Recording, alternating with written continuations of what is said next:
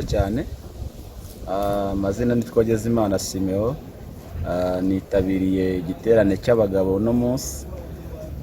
Narishatse gusangiza bene data ubuhamya bw'icyo nungukiyemo. Icyo nungukiye mu giterane cy'umunsi cy'abagabo nuko umushumba wacu pastor yatuganirije ku ijambo ry'Imana, atubwira yuko ibyaha byacu muri make ni ibyaha byacu. Hari ibyo twakoze ni ibyacu, hari ibyo dukora ni ibyacu, hari n'ibyo tuzakora ni ibyacu. Atubwira yuko ibyo byaha byacu byose Kristo yabyikoreye, bivuze ngo biri kuri Kristo.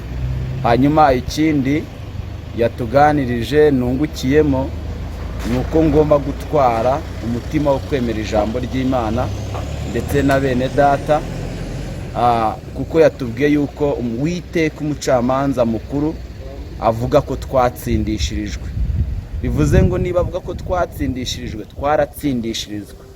Nta kindi gishobora kubihindura, nta nushobora kubikuraho. Bivuze ngo twaratsindishirijwe.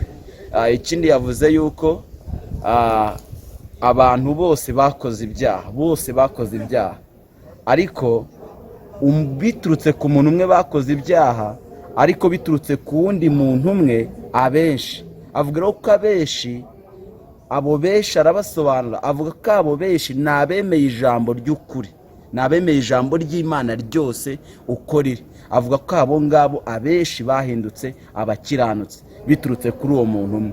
Hanyuma uwo muntu umwe rero ni Yesu Kristo. Uwo muntu umwe rero Yesu Kristo adusobanurira yuko yatumye abenshi bahinduka abakiranutse. Abenshi rero n'abemeye ijambo ry'Imana uko riri. Murakoze cyane.